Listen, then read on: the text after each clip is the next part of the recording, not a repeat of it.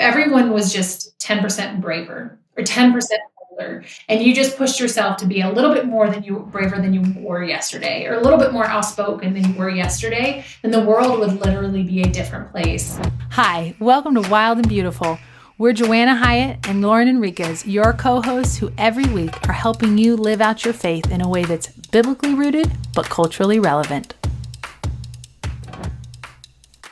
Hey everyone, welcome to Wild and Beautiful. Lauren here. I'm so excited this week. We have a guest.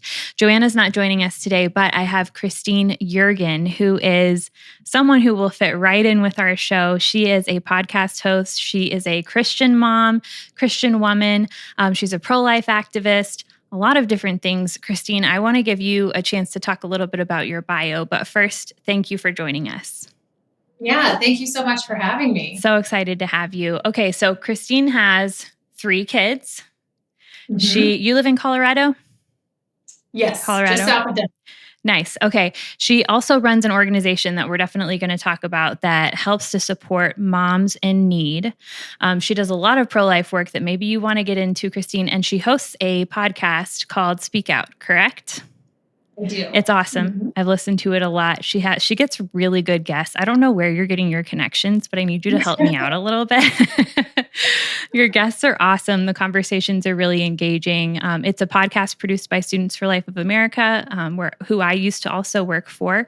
I recently switched to a different pro-life organization that we'll get into because there's some crossover between them and what you're doing as well. But just really grateful to have you. And I think that our listeners are really going to benefit from hearing what you have to say. So first, can you just tell us a little bit about what does the day-to-day look like? Because you are doing so many different things and I'm curious how you balance it all. Yeah. So day-to-day is mom. Like that's my main number one job. Yeah. That's my life goal. That's my happiness. So I stay home with the kids. I do work part-time with Students for Life. I have my podcast, which is absolutely amazing. And then I also kind of on the side, partner with pregnancy resource centers in the area. And when there is a woman who was abortion vulnerable and ends up choosing life, rejecting abortion and choosing life and is financially unstable, I use my social media followers to kind of help support her. And I figure, what is the use of having a platform if I'm not helping women? I'm not doing something good with it. And God's blessed me with a platform. And so I work with women and I keep in touch with those women a lot of times. Actually, one of them just reached out to me and asked me to babysit tomorrow. So that's what tomorrow might be looking like. Every day is kind of a little bit different, but I have a heart for these women and kind of the situations that they're going through because I was one of them. And I know there can be debate around women and, the pro-choice or pro-abortion side says one thing and the pro-life says one thing, but, there are women at the center of this debate and I was one. I have such a heart for them and try to stay connected to them and help them as much as I can. One thing I love about your story is, like you said, you were one of them and you understand that the woman that the pro-life movement is serving, which a lot of even pro-lifers don't fully understand. They're doing their best to understand who she is and they have a heart for her. But your story is really personal. I want to get into that. First, can you tell us a little bit about who the woman is that you're serving and how you're serving her? So what does it look like? You mentioned you might babysit for one of these women tomorrow. What does it look like when she's in a crisis situation, and how do you come alongside her tangibly? Yeah, so what we do, obviously there's patient privacy. I work with, so I don't always know all of the stories.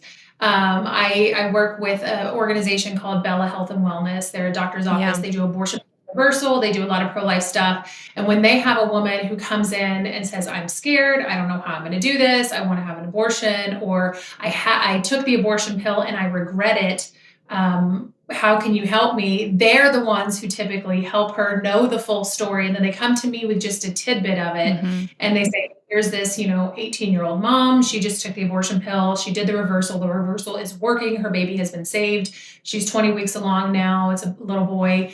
And then I kind of go fill out a baby registry for her on Amazon. What we do is I do really high quality stuff. Mm-hmm. That's something that people push back on me. They're like, if you did cheaper things, you could buy more for them. I'm like, what? No, but we know as moms of multiples, and most abortion vulnerable women already have kids, so they know too that stuff does not last unless you get the high quality.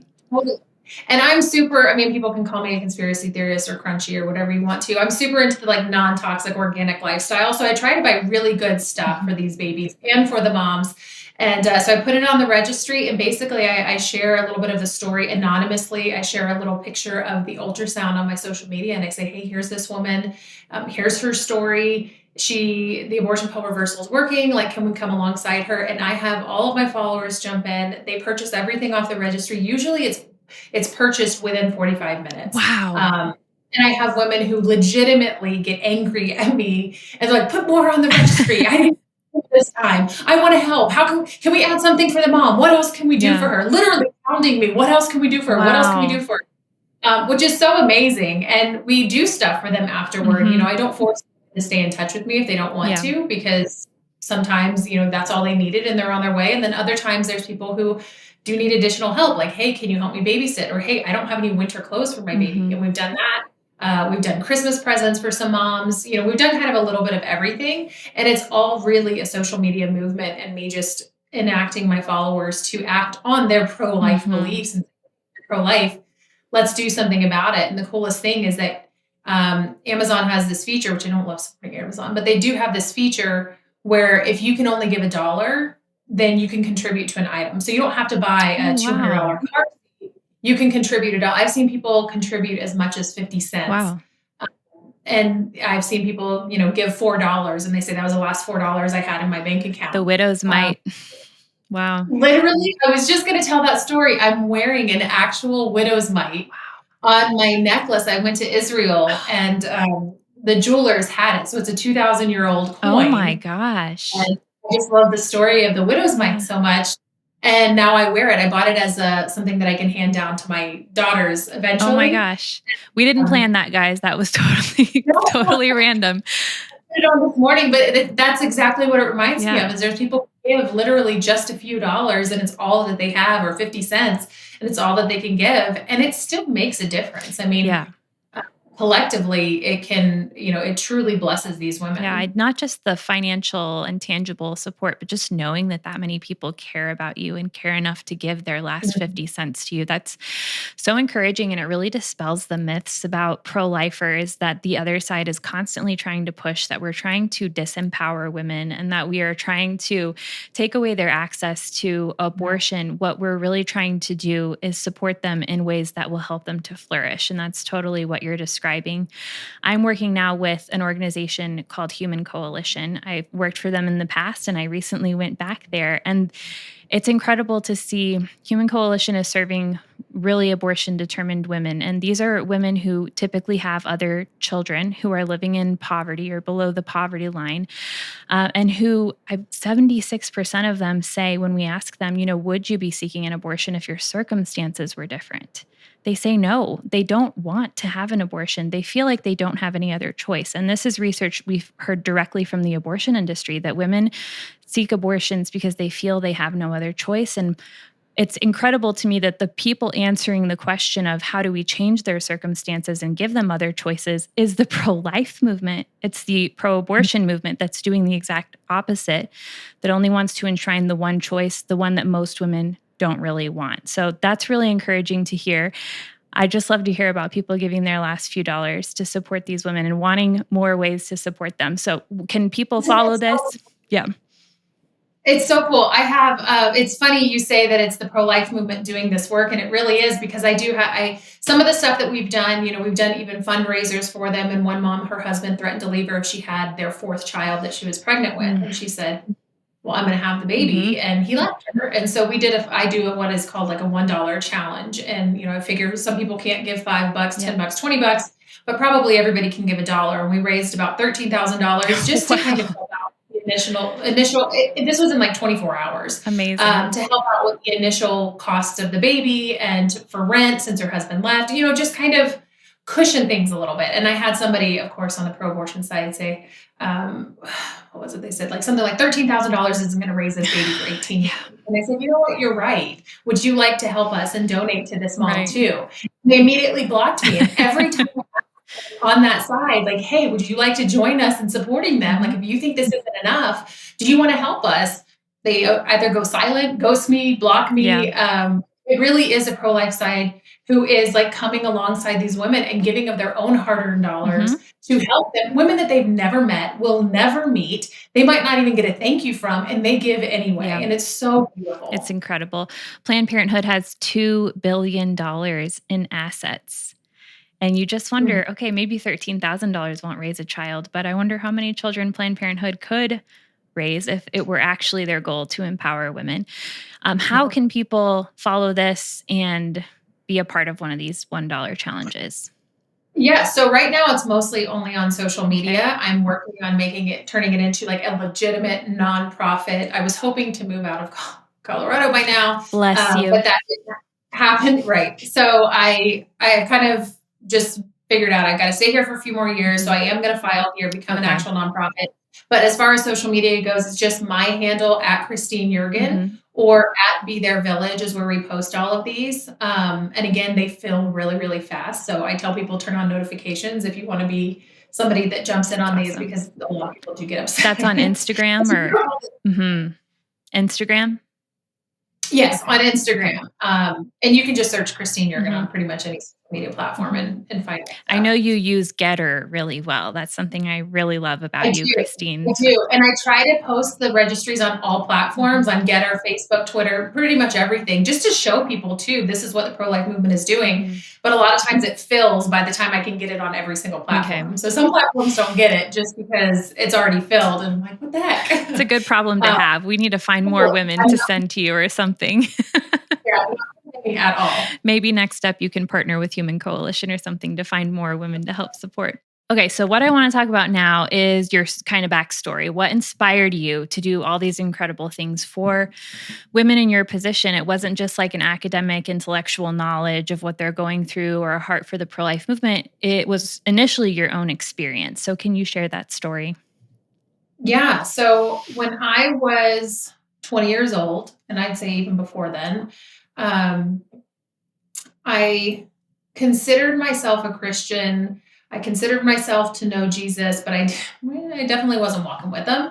And I kind of found my worth and value in the approval of men or partying, or, I was going out underage, doing a lot of things I shouldn't have been doing. And that ended up leading to me finding out that I was pregnant.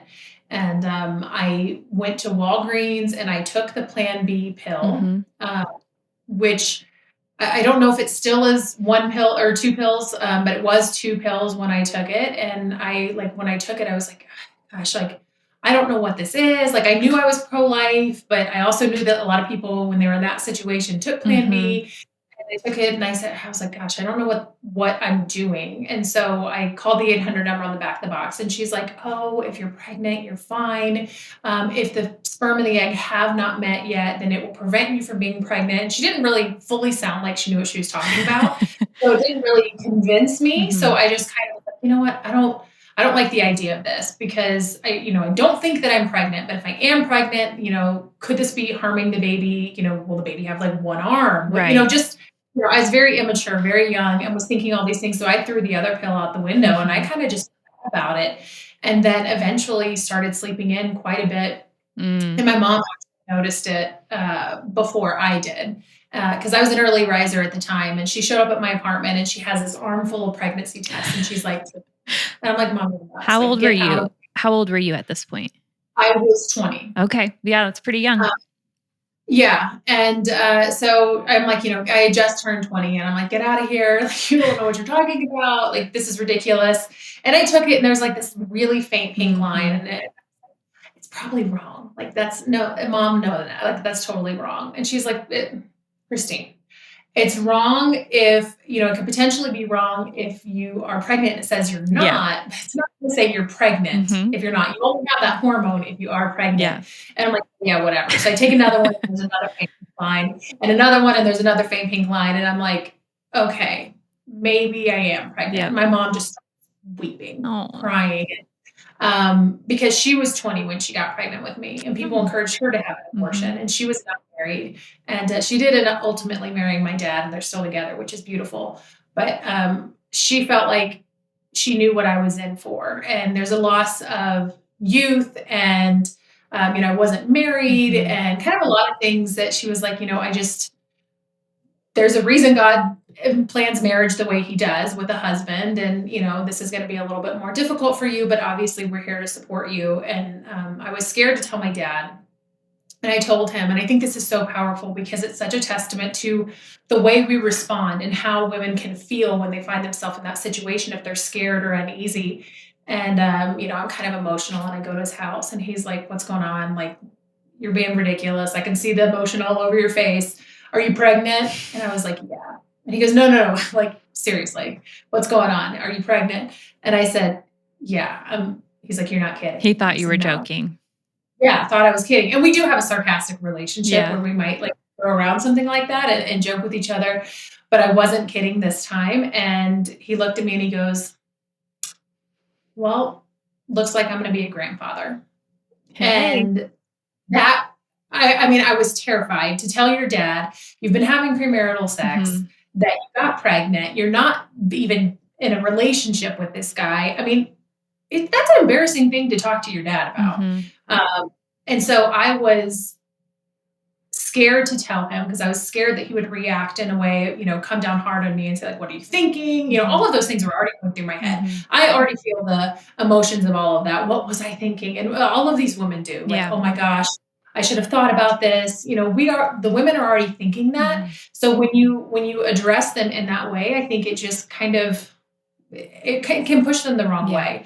So hearing my dad just say, like, "I'm going to be a grandfather," and basically tell me that he was going to be there to support me. It made all the difference in the world. It's powerful to hear that from a man, isn't it? Yeah, it is. And I don't know that men these days, they're so knocked down by the feminist movement that they really even know how much, how powerful they are when they support people and when they come alongside women and when they stand up for what is right. And so I kind of, in that moment, had like made up my decision, went to an 8-week ultrasound, heard the heartbeat, and was like, I didn't know that I'm going to have this baby. And eventually I obviously have to tell the father of the child. And a baby wasn't really something that he was really willing to consider. And this was a casual acquaintance, or you were dating? We were really good friends. And it got inappropriate one night. Okay. There was alcohol involved, and it wasn't anything that we weren't in a relationship necessarily. We had known each other for a little while and hung out very consistently. Just nothing. There was no romance ever until just alcohol got involved. Alcohol gets involved. Exactly. Right. So when I told him, he said, "This isn't something I'm willing to consider. I was raised in a way that, this isn't something that I want." And meaning the child or the abortion? The child. Okay.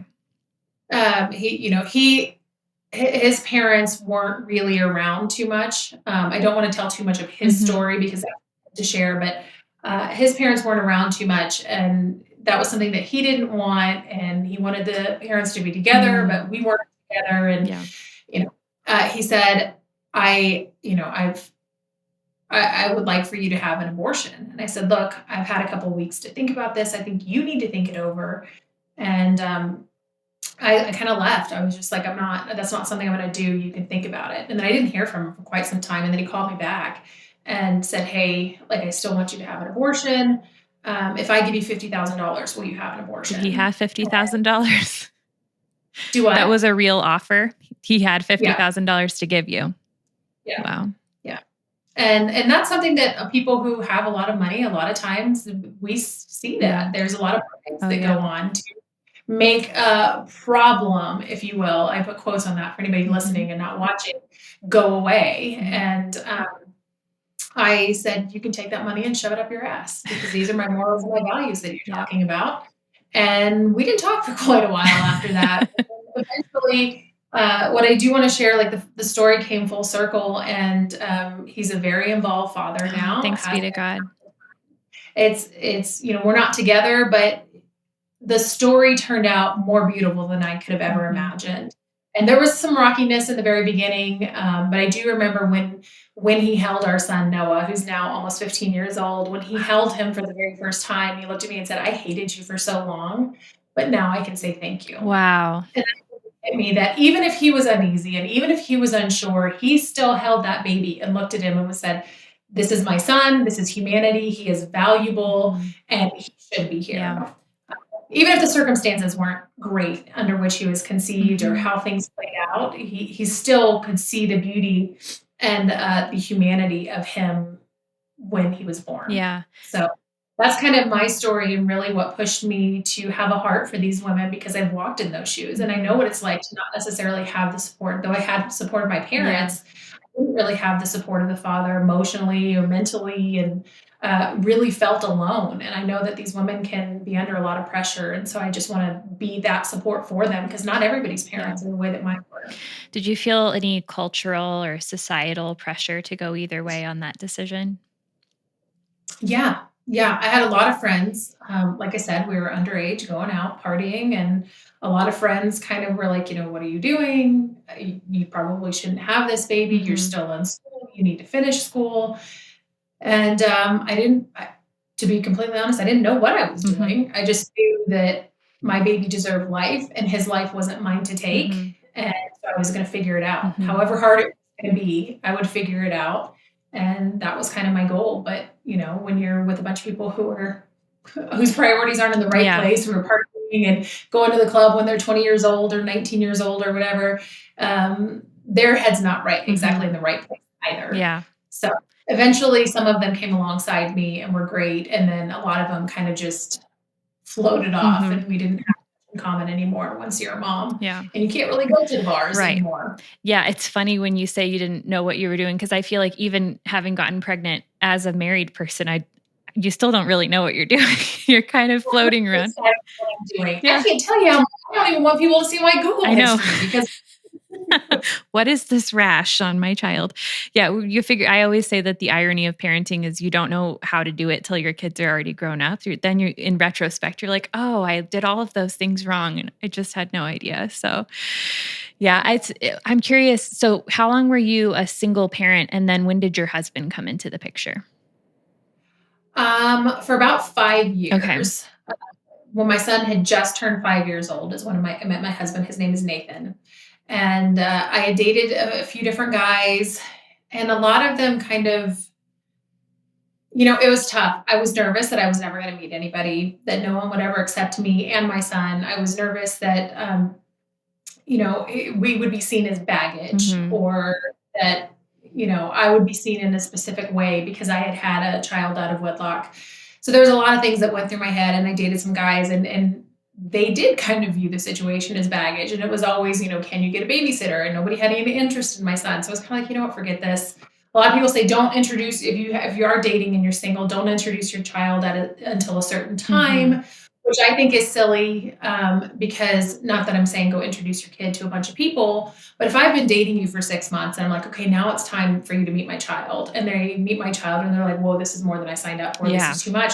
It's taken 6 months of time away from my kid and wasted it on you that could have been spent with my child if this was too much. So I always tell people to kind of introduce them in a friend setting, in like a barbecue, or, at a park if you're with a bunch of people playing volleyball or something. And just like have, a ton of people around so they can kind of see what it's like when you're interacting with your child. And that way you're not wasting your time on somebody who's not committed to both of you. And there were a few guys who kind of wasted my time in that way. And then I had a husband, and he was all in from the get-go. That's awesome. Was interested in me, was interested in my child, invited both of us to places. It wasn't like, can you get a babysitter and do this? It was, hey, do you want to do this? Hey, do you guys?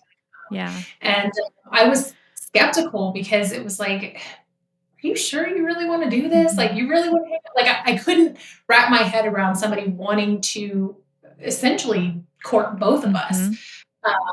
And it was just so foreign to me because of the guys that I had seen in the past. And I told him, I was like, look, I don't know what you want from me.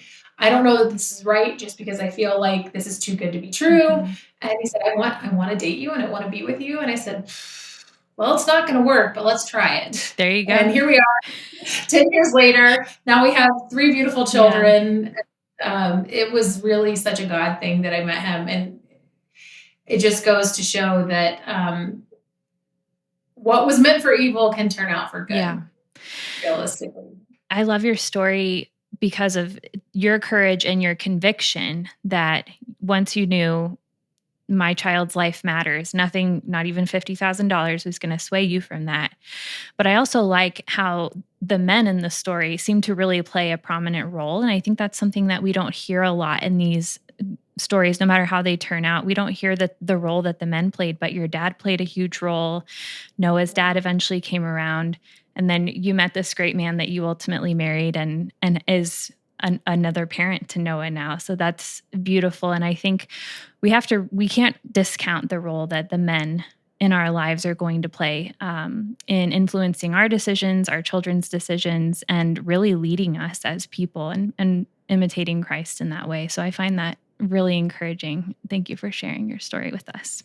Yeah, men and women are so different. Yeah. I mean, there are people who try to tell you we're exactly the same or we're equal, and we're equal in our worth and in our value.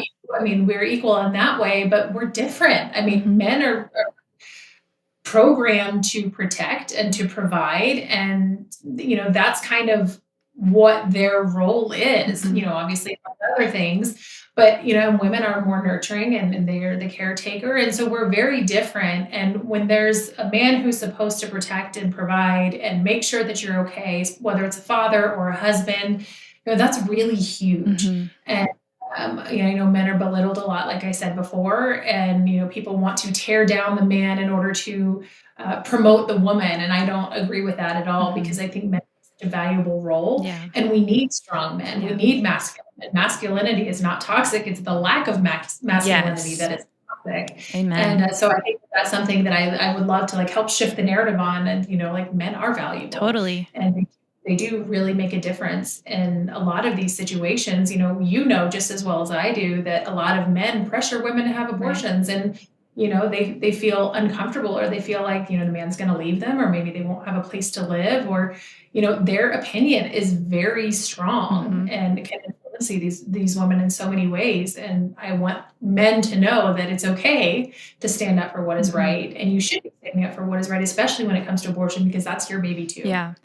I like how you said it's toxic when men don't play their role, when the unique gifts of men and women are lost, which is really what happened in the feminist movement, is that men were told to stop being men and women were told to start being like men, and everyone got confused.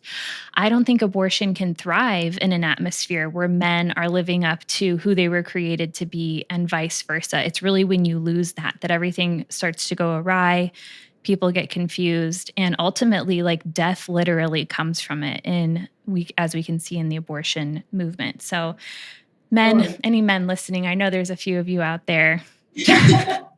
Be godly men, be masculine. You have our blessing and our permission. Hold the door open the car door, pay for dinner, whatever you want to do to live out your masculine vocation. It's a good thing. I told my son that the other day. I was telling him, about being chivalrous and opening the door and being polite to women. He's like, "Mom, that's all old school stuff." And I said, "Oh no, honey, I promise you, women still like it." They do. There's a large group of women that are not going to say, "I can open up my own door." They're going to want you to open the door for them. It's just polite, whether it's a young woman or an older woman or even an older gentleman. You should always be looking out for other people. And just have a caring heart. So that's something I'm trying to instill in my own son, who's almost 15 years old, who thinks I'm ancient. And, Same. I'm teaching my boys that. I have 3 boys. I'm pregnant with a boy, and I only have 1 daughter. But these boys, this poor girl is never going to be allowed to date. I don't think the boys are not going to let her. But me to protect her. Yeah, I'm like, okay, world. I'm hopefully giving you 4 good men. Do well with them. Let them make a difference in the world. Is he your only son? You have 2 daughters and 1 son. Okay. So he's almost 15. Kingsley is 6, and then Parker is 3. Oh, I love 3. 3 is such a fun. It's like the worst age to parent because they're crazy, but it's also the most entertaining. I don't know. 3 is the best. They have no. It's amazing. No, yesterday on the way home while we were driving, my daughter made up this song about how her mom died and how she got a new mom. and after she was done singing, I was like, "That's disconcerting." And she goes, "Oh, thanks, Mom. I learned it at school." I remember when Noah was 3 years old, there was one time we were at a doctor's office and there was a gentleman who had a larger belly and was a little overweight. And he goes, "What's in your belly?" And the doctor was like, "It's me." And he said, "Your belly, what's in it?" And I'm just like, I want to sit to the floor right now and disappear. But they just have no filter. They say whatever comes to their mind. And it's actually really refreshing because so many people have filters these days. If you want to know if the dress makes you look fat, ask a 3-year-old. They will tell you. They'll tell you. Yep. That's great. It's squishy. Oh, thanks, babe. Yeah, for sure. It's like I did know that, but I try to put it out of my mind. So we've had kids pretty young, both of us, and probably some other people listening. I'm curious, what are your thoughts about, having kids young, going for it, figuring out life as you go versus getting everything in order, having your career established, and then getting married and starting a family? Because there's good people on both sides of this debate, and I'm curious where you land in the having kids young debate. Yeah, so I absolutely love that I was a young mom with Noah. I feel like my kind of joke to people who would always kind of look at me in a certain way, mostly because I was unmarried and, here's this, young mom and who doesn't know what she's doing. And I'm like, all right, well, when you're 50 in the hot dog line in the cafeteria, I'm going to be on vacation doing my own thing. So enjoy that. But realistically, I don't, my goals and my life wasn't in the right place before I had Noah.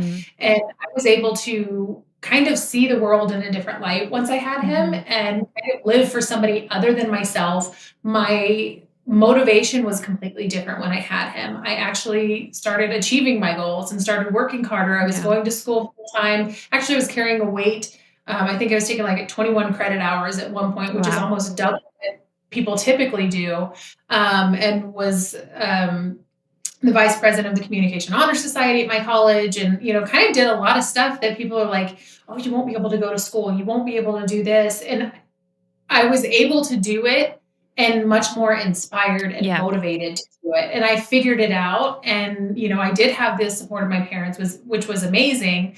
There were also days where I took Noah to class with me because I didn't have somebody to watch him. That's great. And so he just on campus with me, and I'd set him up in the corner and he'd be coloring while I was listening to a lecture at my college. And, I just figured it out. And when you're married, obviously I advocate for people to have children within a marriage and marry, and you can marry young and you can have kids. But when you're married, you have that support. Obviously you have your husband. I didn't have that. So it was a totally different thing for me.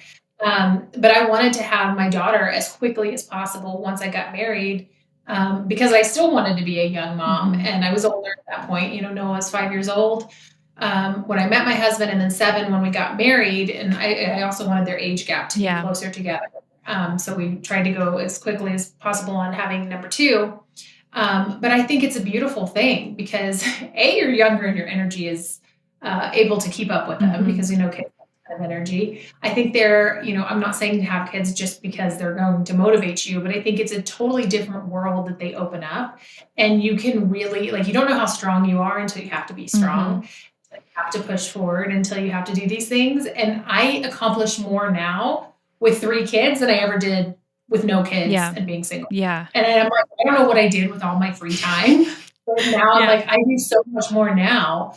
And, I think it's really beautiful. I know a lot of people wait, but I don't think that you necessarily have to. There is no right time to have a kid. There is no amount of money that makes it perfect to have a child. There is no perfect career. There is, you may never reach whatever goal you want to have. And then you're 35, 38, 40 years old. And you're like, oh, wow, I kind of, I should have had kids 5 years ago. I should have had kids 10 years ago, 15 years ago. So I don't think there's any really right time to do it. I think if God's going to bless you with kids, you take that blessing and you run with it, because it is to be the best thing that has ever happened to you. That I could not agree more. And I feel like 2022, 2023, there's so many opportunities for pursuing education and career from home that you can, it's never been a better time, I think, to have kids young and be able to do a lot of other things. I think in the past, I understand maybe how people became biased toward waiting because you would have to go physically attend college and then physically build up your career. And it would be very hard to balance a home life and a career life if you wanted to have a career. And I have nothing against women having careers. I have friends that are doctors and lawyers and everything in between. It's beautiful. But now I think there's so much motivation to start young because you can pursue so much growth in your personal life if you want to have that on the side of being a mom while you're being a mom at the same time. I felt so blessed. When I had my first, I was in college when I got pregnant. And then when I graduated, I worked for like 3 weeks in an office until I went into labor with him. And then as soon as I gave birth and got home from the hospital, I was like, oh, there is literally no way I can ever go back to the office. Not that I'm poo-pooing that. I just personally, I was like, I can never leave this child as an infant. It wouldn't work for me. And so my employer was like, yeah, just do your work from home. And I was so grateful for that. I mean, 10 years ago, that was a little less common than it is now. And that just gave me the opportunity to keep building up my interests and my career and my abilities while also being a mom and having the best of both worlds. So something I love about the modern world, while it's not the most family friendly, it's not the most friendly to our values in a lot of ways, it is very conducive to being a mom and whatever other things you want to do. So that's something I'm grateful for. And I will say, like, if people have that goal of just being a mom, that's a thing totally. too. I know a lot of, you're not climbing this career ladder that you're actually successful. I think that's a load of crap. Oh, I agree. Mean, you have a child and that be, you're a homemaker, you're a mother. I mean, that is a full-time job in and of itself. It's important too. 24/7. It's important. You're raising up the next generation. And I do eventually want to be just that. And I enjoy doing the podcast. I love working with women. I think I'll probably always do something kind of part-time, but I don't know that I'll ever see myself going back to anything full-time because I do love being with my kids and being the one raising them ultimately. But also you mentioned something about, college and that being kind of a deterrent to have kids. And I want to mention that also today, college isn't always necessary to go with. I agree. Totally. I mean, especially with how woke it is. I mean, you're in a calculus class and somehow they're talking about abortion or racism or something. You're like, okay, how does this work with my equation? So college isn't always necessary. We're seeing a lot of organizations and companies move away from that a little bit and kind of let people into their field who maybe haven't had that degree or maybe have experience because they've started interning early or something. So I guess there was a lot of societal pressure maybe back then. So many things that are changing now that are making it easy to start younger, get married young, have families young, which I think is really, really cool because I mean, college is such a waste for so many people. I completely agree. I told my husband. Need it, obviously. If you're going to be a doctor, please go. That's exactly. If you're going to work with us, please go to school. But there's a lot of industries where you don't need to have a college degree and that you can start your family a lot earlier if you want to. Or even if you are going to college, you can still start your family earlier. I have a friend who was an attorney and went to law school, had 3 kids while she was in law school, finished it, was doing, in labor, like doing her work and trying to figure out exams. And so women are amazing. Totally. They are. And I just reject the message that you can't do both. But I completely agree with you that you don't have to. I had to work because of the way our finances were when I got pregnant in college and things were not built up before we had the kid. But no, if you don't have to or you don't want to, be a mom. And I don't say just be a mom.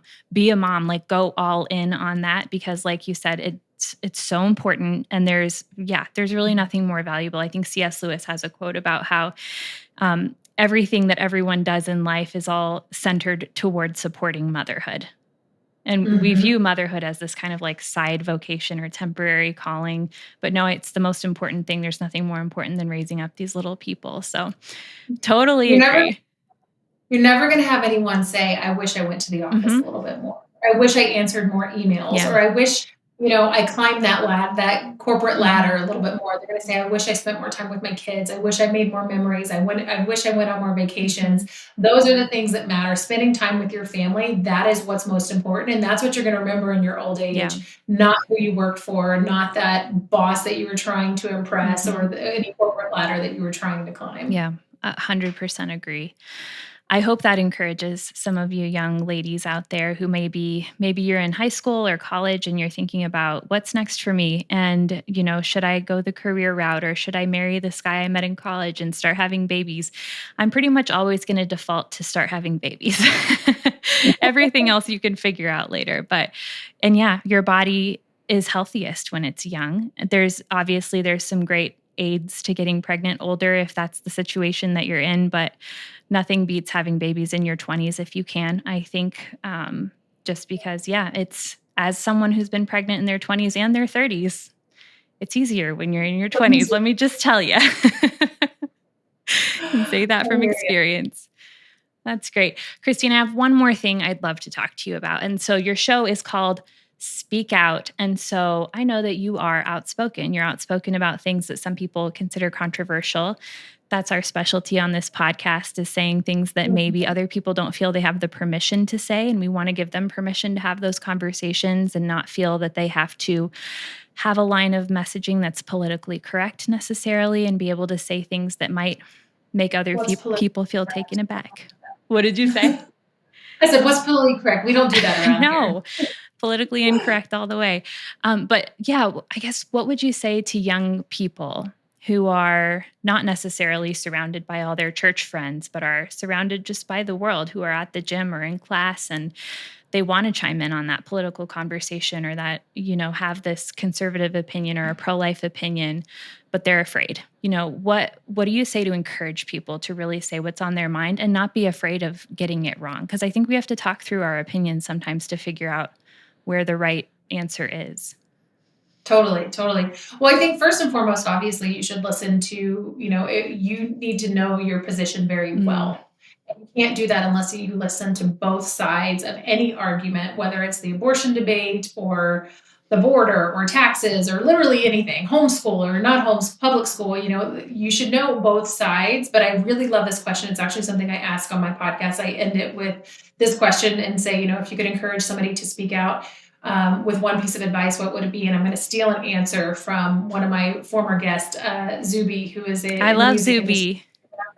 He's great. And I had him on, and what he said was so cool, because, there's these people who think that you have to go all in. You have to be like so bold and so outspoken and just like political commentator almost, or the super controversial figure, and you don't. But if everyone was just 10% braver or 10% bolder, and you just pushed yourself to be a little bit more braver than you were yesterday, or a little bit more outspoken than you were yesterday, then the world would literally be a different place. So good. In the future. So you don't have to be a full-blown Christine Yeargin or Lauren Enriquez or, anybody. You don't have to be a Tucker Carlson or, who's on the left, AOC. You don't have to be that kind of a person. But if you just start, a little bit, a 10% here, sharing your beliefs, or at least asking people, get in those conversations. You don't have to be combative. You can ask them, hey, why do you believe that? Here's why I believe this, and have it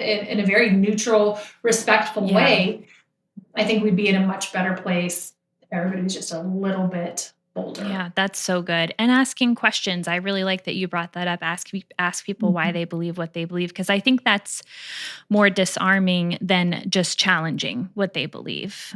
But ask, okay, interesting. Why do you think that? And then maybe that opens the door for you to be that 10% braver and share why you think what you do. So That's good advice. We're always looking for better ways to be, as Joanna always finds a way to insert more wild and more beautiful in our conversations with our peers. So that's great. Yeah. Christine, let's just wrap up. You tell people where they can find you again, how they can get involved in your ministry. Yeah, you guys can find me. I'm most active on Instagram. I have ChristineYeargin.com too, but at Christine Yeargin, Yeargin is my handle on Instagram. Twitter and Getter are not so kind in their character limit, so it's at Christine Yeargs, Yeargs, because I had to cut off my name. Got it. But you can find me anywhere on social media. Just search Christine Yeargin or Be Their Village. And I'd love to have anybody listening be a part of, our $1 challenges or supporting these moms on the baby registries. because it really is a powerful thing that we're doing. That's awesome. That's awesome. Thank you so much, Christine, for joining us. Hopefully we can have you back, and maybe Joanna can interview you next time, because I'm sure she'll have a whole other slate of questions.